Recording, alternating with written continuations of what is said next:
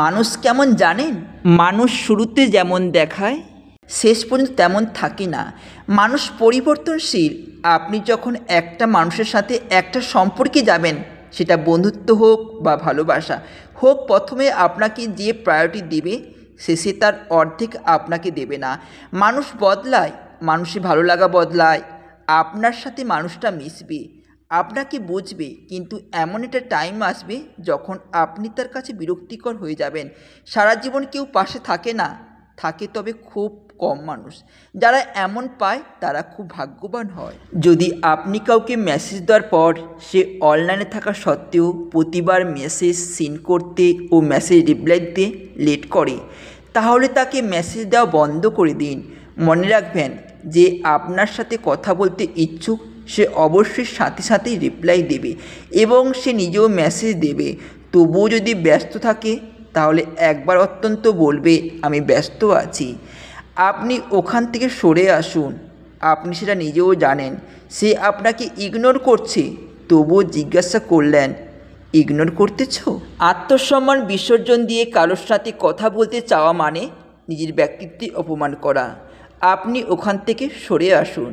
যে নিজেকে সম্মান দিতে জানল না।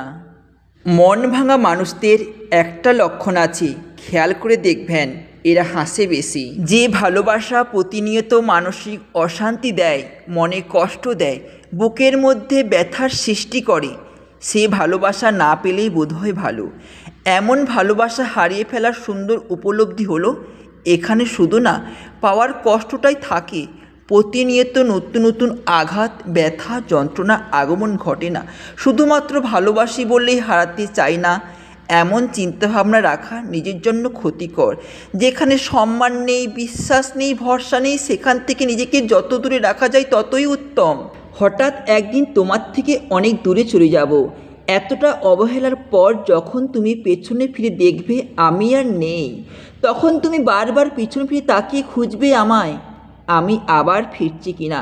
তুমি হতাশ হবে, বিরক্ত হবে। তোমাকে প্রচণ্ড বিরক্ত করি।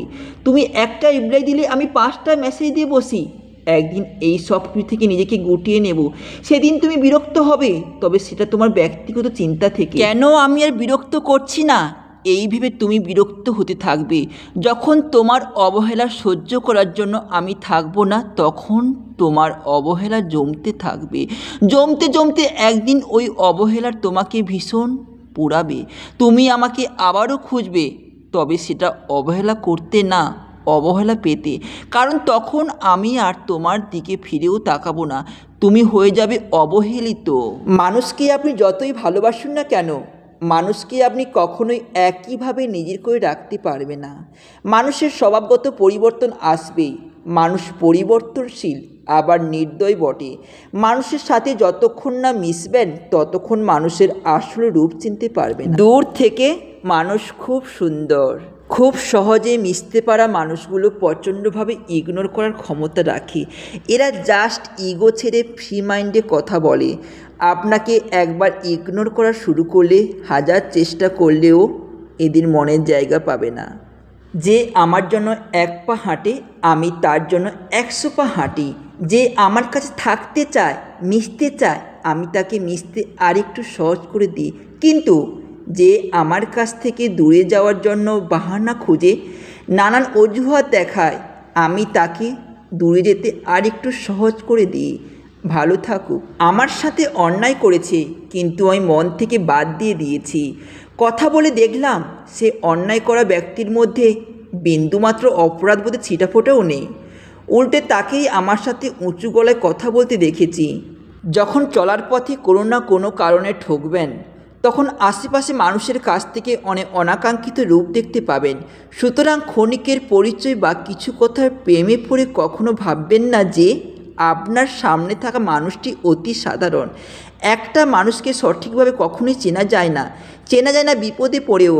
হয়তো সে আপনাকে বিপদ থেকে ঠিকই উদ্ধার করবে, তবে কি এমন নিশ্চয়তা আছে যে বিষয়টি আপনি পরক্ষণে সে কখনো অহংকার দেখাবে না? লোকে বলে দুঃখ পেতে পেতে মানুষের মন শক্ত হয়, মানিয়ে নিতে শিখে যায়। একসময় কোনো না কোনো কিছুই তাকে ভাঙতে পারে না। এসবের কোনো কিছুই আসলে হয় না। মানুষ মূলত দুঃখ পেতে পেতে ভেতর থেকে মরে যায়। দুঃখগুলো মানুষের মন শক্ত করে না, বরং মেরে ফেলে। একটা চাঞ্চল্যকর ব্যক্তিকে নিখুঁতভাবে মানসিক রোগী বানিয়ে দেয়। ইগো না দেখিয়ে যাদের মেসেজে রিপ্লাই দিচ্ছেন, একটা সময় তারাই আপনাকে ছ্যাঁচড়া ভাববে। বাদ দেন, সবাইকে অনেক দাম দিচ্ছেন। আর না, এবার মেসেজ সিন করে রেখে দিতে শেখেন। তোমার কড়া কথা শুনে কেউ চুপ হয়ে গেলে বুঝে নিও সে অনেক কষ্ট পেয়েছে। মানুষ কড়া কথা দ্বারা অন্যকে সবচেয়ে বেশি কষ্ট দিয়ে থাকে। কথায় স্বপ্ন বাঁচে, কথায় স্বপ্ন মরে, কথায় মন গড়ে, কথায় মন ভাঙে। সুখ, আনন্দ, ভালো ঘুম, মন খুলে হাসি, এসব এখন ভয় হয়। কারণ একটা পর সুখে কাটলে পুরো সপ্তাহ আমার কেটে যায় দুঃখে। কোন মুহূর্তে শিশির বিন্দুর সামনে আনন্দ আমার সঙ্গী হলে পরক্ষণে তার রূপ নেয় বিরহের সাগরের মতো অতল জলাশয়ে। একটা রাতে সুখ নিদ্রা আমাকে স্পর্শ করলে বাকি রাতগুলো আমাকে নিঘুম কাটিয়ে দিতে হয়। ক্ষণিকের সেই হাসি যা মুহূর্তে মিলিয়ে যায় দু চোখের ঝরা জলে। সূর্যোদয়ের সেই আলো দেখলেই ভয় হয়, কারণ এরপরে হয়তো এক যুগ আমাকে আঁধারে কাটাতে হবে। হ্যাঁ, এখন একটু সুখে থাকতে আমার ভয় হয়। জীবনটাও সংক্ষিপ্ত, প্রাণ খুলে হাসুন, মন থেকে বাঁচুন। খুব ছোট্ট ছোট্ট কারণ বেঁচে থাকার জন্য যথেষ্ট। ভালো থাকার জন্য বিশেষ কিছু লাগে না। জীবনটাও সংক্ষিপ্ত, প্রাণ খুলে হাসুন, মন থেকে বাঁচুন। খুব ছোট্ট ছোট্ট কারণ বেঁচে থাকার জন্য যথেষ্ট। ভালো থাকার জন্য বিশেষ কিছু লাগে না। একটা সময় এসে দেখবেন মানুষ নাই, আপনি নিজেই সবচেয়ে বেশি অবিচার করেছেন নিজেরই সাথে।